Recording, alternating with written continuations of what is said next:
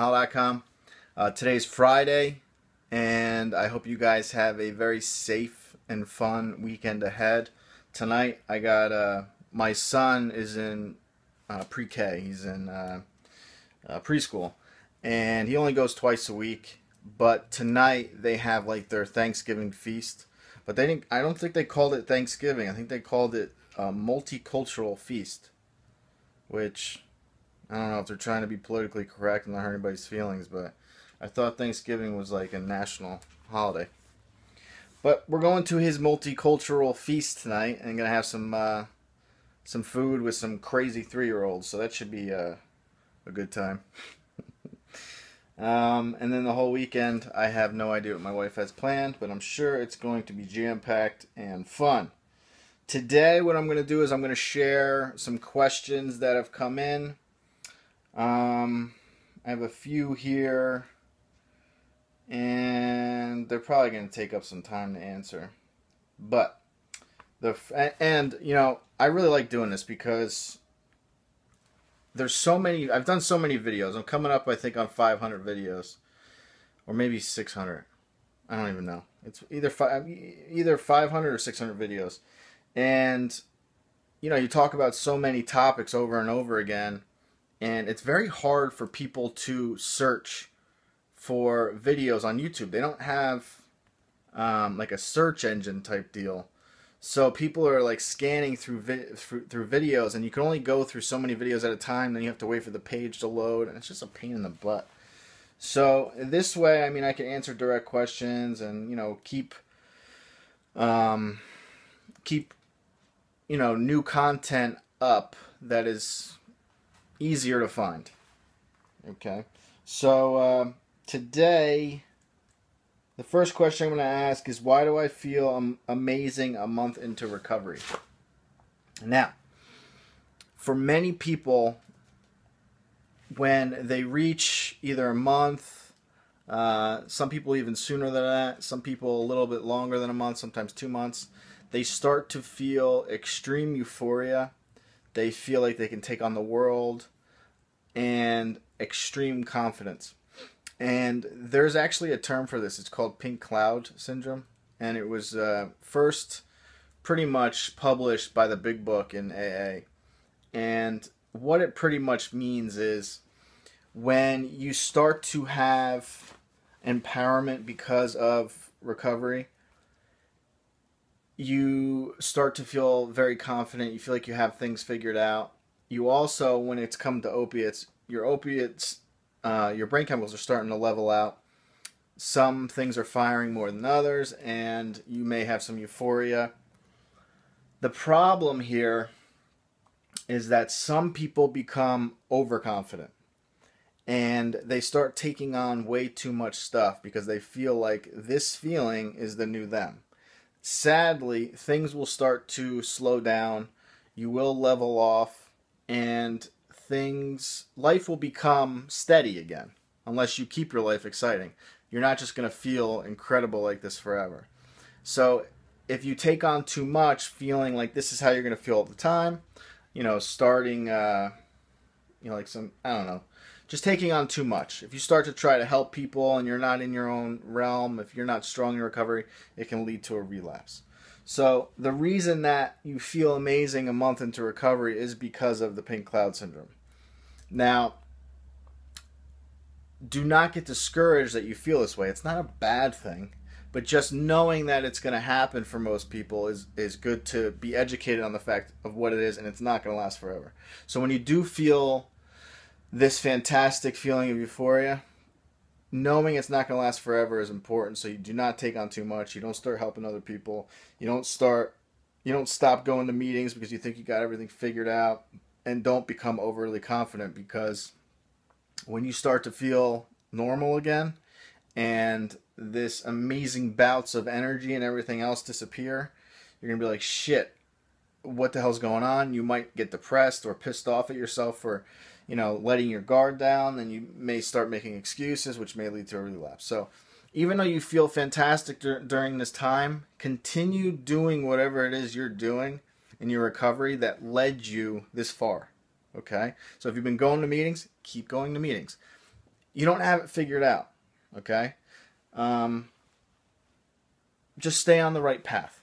All right? Don't get overly confident. Don't start creating, don't start writing books and taking on like 20 people and trying to help as many people as you can when you don't have much time, because it could come back and bite you in the ass. You may even have extreme mood swings where like one part of the day you feel amazing and like you're preaching that everything feels fantastic and life's so good, and then 6 hours later your world's crashing down and you're freaking out and you don't know why. So just take it easy, give yourself some time, and let things level out, grow a strong recovery, and then take on some more stuff. This is a good one, and it comes up so often. Not so much now, but earlier on. I think I've covered this a million times, but it's very good to talk about this. Is it okay to have caffeine during opiate withdrawal or early recovery? Now, most people like to have coffee in the morning. It's just It's just in our culture, in society in America. I like to have coffee in the morning. I love coffee. I love, French pressing my own coffee beans. I like black coffee. I like the taste of coffee. And most people are like that. The problem with coffee or stimulants, energy drinks, is that when you are, new to recovery or even in withdrawal, especially in withdrawal, you have brain chemicals fluctuating. You have like dopamine. You have certain brain chemicals that are dropping and other brain chemicals that are still high. I'm trying to keep this as layman's terms as possible so don't get too scientific that people lose interest. So you have one side that controls pretty much your mood, relaxation on this side. Then you have this side that controls adrenaline on this side, okay? So this side drops. This mood side, this side that keeps you calm, and this side that keeps you filled with adrenaline stays high. So you become very irritable. You feel edgy. You feel like sometimes you have too much coffee. You are extremely tired. Your eyes are burning, but you can't sleep. But for some reason, people want to take a stimulant or coffee to give them more energy. What's going to happen in most cases is if you have some coffee or an energy drink while you feel like that, you're going to wish you never in a million years drank it, because it's going to send you through the roof. You're going to be 10 times more irritable. You're going to be wanting to rip your skin off, and it's just going to create much more anxiety, more irritability. You're going to be extremely moody and just uncomfortable in your skin. So it's best when even though you need energy, it's actually better to calm your body, because it has the reverse effect. If you calm your body and let your body relax, in turn it will give you more energy. Okay? If you keep trying to redline it, it's going to drive your body into the ground. Your body's going to be pissed, and it's going to take it out on you, and you're going to feel like crap. All right? So try to stay away from stimulants. When can you have coffee and, stimulants and energy drinks? This is completely up to you. Early on in recovery, if you start to feel more leveled out, try like a third of a cup of coffee. I'm being dead serious here. Very small amount, and see how your body reacts to it. Because in most cases, you've gone through coffee or caffeine withdrawal too during your opioid withdrawal. So your tolerance of coffee is different, or of caffeine is different. So just have a very tiny bit. Your body's going to be very, very, weary of this stuff. So if you take too much, you're going to be completely uncomfortable. Okay? So just take it easy with stimulants and caffeine and energy drinks. This person says, I am thinking about going back to my faith for guidance. Do you recommend this? I am very open to any means of comfort, help, guidance, whatever in your life earlier on when you had your shit together beforehand. If you went to church, temple, mosque, whatever it was that you practice your religion, if that was a safe haven for you where you seek guidance and it made you feel more empowered and more comfortable with your life, and if that was a part of your life beforehand and you felt safe in a place like that, then go back. Okay. Um, I don't understand why people. I mean, if you in a part of your, this is hard to explain.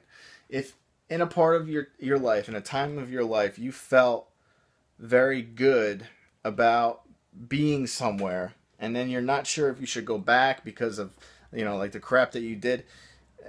From a religious standpoint, you can ask for forgiveness and go back to church, and you'll be forgiven, and everything will be fine, and you can go back to that comfortable place. You could seek guidance from whoever is in charge of your place of worship. I'm trying to be good to everybody here. I don't want to just pick like a priest or something. But go back. Go back to these safe places that are filled with love and comfort and guidance. Okay, what do I have here? I have a bunch of stuff written down here. Let's see.